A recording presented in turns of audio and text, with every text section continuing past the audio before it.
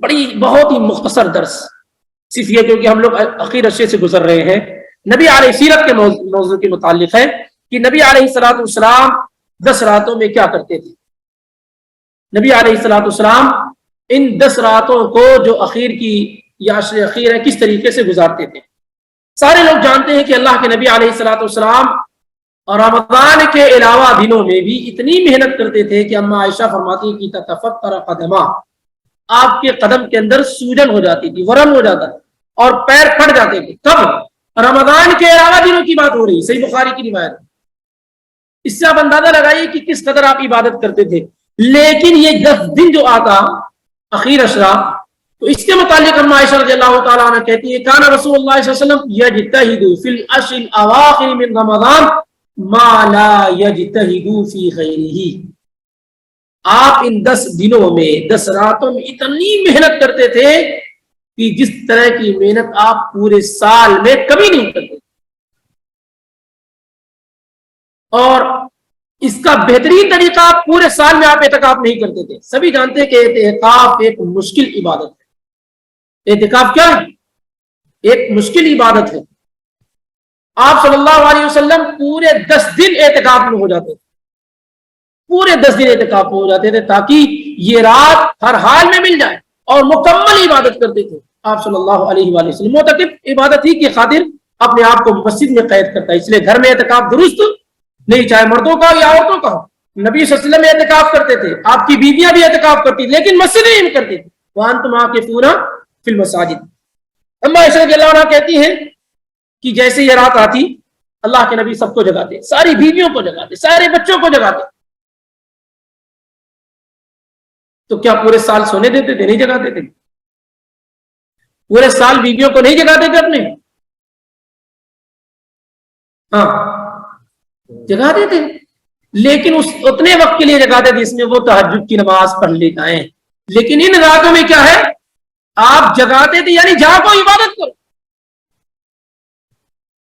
وشد مئزرہ، کمر کس لیتے تھے، 2 معنی، یعنی عبادت کے لیے مکمل ریڈی ہو جاتے، اور دوسرا معنی یہ کہ بیویوں سے بالکل الگ تھلگ ہو جایا۔ اور کبھی بھی آپ صلی اللہ علیہ وسلم نے اعتکاف چھوڑا نہیں۔ 1 سال مشغولیت کی بنیاد پہ آپ رمضان کا اعتکاف نہیں کر سکے، تو جیسے ہی رمضان ختم ہوا شوال میں آپ نے اعتکاف کیا، شوال میں آپ نے اعتکاف کیا۔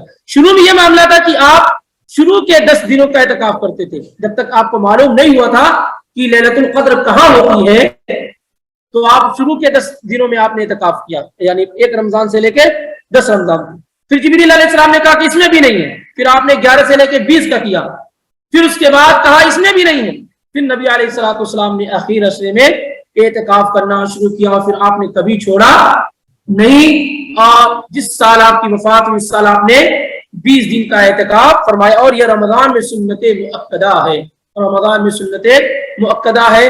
ہر آدمی جس کو اللہ تعالیٰ نے یہ توفیق دے رکھی ہے اسے چاہیے کہ یہ 10 راتیں اگر وہ اعتکاف کی نظر کر دے تو بہت فائدے کی زندگی اس کی ہوگی۔ اولاً اسے رات مل جائے گی، دوسرے یہ کہ اللہ رب العالمین سے گفتگو کرنے کا، اپنے گناہوں کو گننے کا، کاؤنٹ کرنے کا، نیکیوں کو پورا حساب کتاب کرے، اور دنیا کے جنجال سے تھوڑا فری ہو کر کے بیٹھنے کا کیا ہے موقع مل جائے۔ اگر کسی کو 10 دن کا موقع نہ مل سکے، جاب کے مسائل ہیں، کچھ اور مسائل ہیں، تو اسے چاہیے کہ کچھ دنوں کا اعتکاف کر لے، راتوں کا اعتکاف کر لے۔ جیسے دن میں آپ ڈیوٹی کرتے ہیں، رات میں اعتکاف کر لے، مغرب سے لے کے فجر تک بیٹھ جائیں، یہ اعتکاف درست اور صحیح ہے۔ عمر بن خطاب رضی اللہ تعالیٰ عنہ نے اللہ کے نبی علیہ الصلوۃ والسلام سے کہا تھا کہ میں نے جاہلیت کے زمانے میں نظر مان رکھی تھی کہ میں 1 دن یا 1 رات کا اعتکاف کروں گا، صحیح مسلم کی روایت ہے۔ تو نبی علیہ الصلوۃ والسلام نے کیا کہا، اوفی بنظرک، تم اپنی نظر کو پورا کر لو۔ اس سے بات معلوم ہوتی ہے کہ کم سے کم اعتکاف 1 دن یا 1 رات کا کیا جا سکتا ہے۔ تو جو لوگ کمپنیوں میں کام کرنے والے ہوں اور 4 بجے فارغ ہو کر کے آ جاتے ہوں تو ان کے لیے جائز ہے کہ وہ کم سے کم مغرب سے فجر تک کیا ہے افطار لے کر آ جائے، بیٹھ جائے، اعتکاف کرے، رات بھی مل جائے گی اور ایک اعتکاف کا الگ سے ثواب بھی مل جائے گا۔ یا اسی طریقے سے یہ ضروری نہیں کہ 10 دن کا پورا اعتکاف کیا جائے، کسی آدمی کے پاس 10 دن وقت نہیں ہے، 5 دن وقت، 5 دن کا اعتکاف کر لے، 3 دن کا اعتکاف کر لو، 2 دن کا اعتکاف کر لو، 1 دن کا اعتکاف کر لے۔ لیکن بہرحال کوشش یہ کرنی چاہیے کہ ایک وقت نکال ہی لے وہ تاکہ وہ کم سے کم اپنا حساب کتاب وہ کیا ہے کر لے جائے. تو رسول اللہ صلی اللہ علیہ وسلم نے پوری زندگی میں اعتکاف کبھی چھوڑا نہیں ہے, کبھی اعتکاف چھوڑا نہیں. ثم اعتکف ازواجہ, پھر آپ صلی اللہ علیہ وسلم کی بیویوں نے آپ کے بعد اعتکاف کیا ہے. تو مرد ہو یا عورت ہو, دونوں کے حق میں اعتکاف مستحب ہے. اور جیسے مرد اعتکاف کرنے کا حق رکھتے ہیں, ایسے عورتوں کے لیے اگر مسائل نہ ہو تو بھی وہ مسجدوں کے اندر اگر انتظامات ہیں تو اعتکاف کر سکتی, بلکہ انتظام رکھنا چاہیے, رہنا چاہیے مسجدوں کے اندر, تاکہ اگر عورتیں اعتکاف کرنا چاہیں تو آسانی کے ساتھ اعتکاف کر لیں. آج اللہ نے مال و دولت کے خزانے کھول رکھے ہیں. مسجد نبوی کی دیواریں تو کچی مٹیوں کی تھی, اس سے جو چھت تھے وہ پتوں کے تھے, تو وہاں پر اگر انتظام کیا جا سکتا ہے تو یہ سنگ مرمر کی بنی ہوئی مسجدوں کے اندر عورتوں کے انتظام نہیں کیے جا سکتے. یا تو لیٹرن باتھ روم کے بھی مسائل نہیں, غسل کے بھی مسائل نہیں, کھانے کے بھی مسائل نہیں ہیں.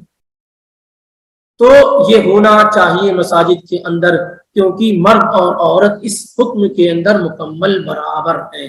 عورتوں کا اگر مسجد میں انتظام نہ ہو سکے تو گھروں میں اعتکاف کرنا جائز اور درست نہیں. اعتکاف کے لیے مسجد شرط ہے, اعتکاف کے لیے مسجد کیا ہے شرط ہے.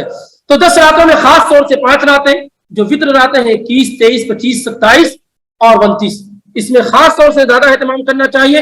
اور صحیح قول اس سلسلے میں یہ کہ رات متنقل ہوتی ہے, یعنی 21 کو بھی ہو سکتی ہے, 23 کو بھی ہو سکتی ہے, 25 کو بھی ہو سکتی ہے, 27 کو بھی ہو سکتی ہے اور 29 کو بھی ہو سکتی ہے. بعض علماء کی رائے یہ ہے کہ 27 پرفیکٹ ہے.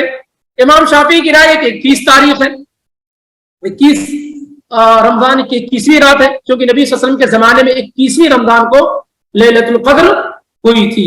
لیکن اس سلسلے میں سب سے صحیح بات کیا, یہ رات منتقل ہوتی رہتی ہے. تبھی تو نبی علیہ الصلوۃ والسلام نے کہا التمسوها, اس رات کو تلاش کرو.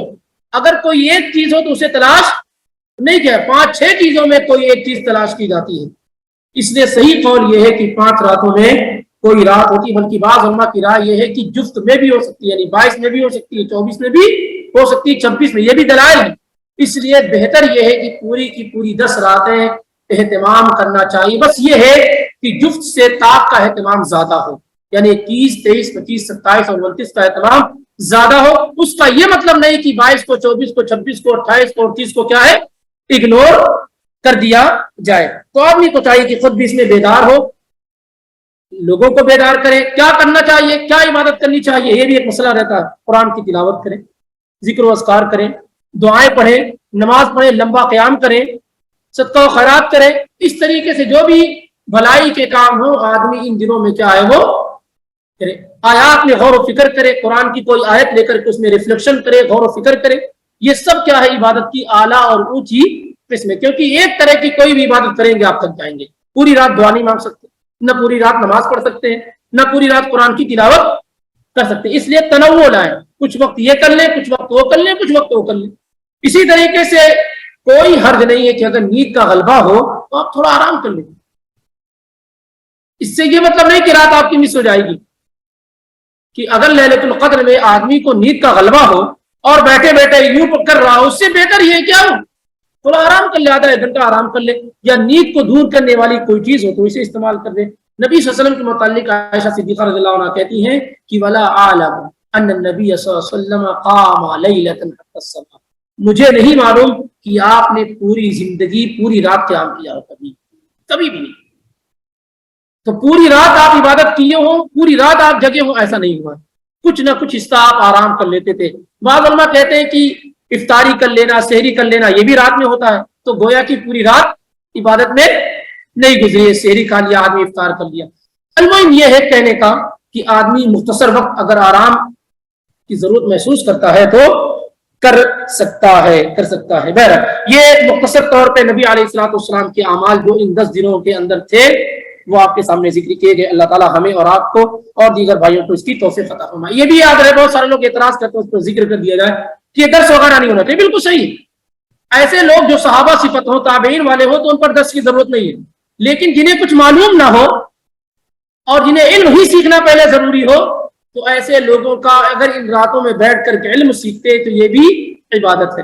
بلکہ نوافل عبادت میں علم حاصل کرنا بڑی عبادت ہے اگر نیت درست اور صحیح ہو جائے، کیونکہ علم کے بغیر عبادت کا کوئی مزہ نہیں ہوتا۔ یہ چند باتیں اللہ کی توفیق سے پیش کی گئی۔ اللہ تعالی ہمیں آپ کو علم و حکمت کی دولت سے مالا مال فرمائے، آمین۔ وما علینا الا البلاغ المبین۔ سبحانک اللہم وبحمدک، اشہد ان لا الہ الا انت، استغفرک واتوب الیک۔ السلام علیکم ورحمۃ اللہ وبرکاتہ۔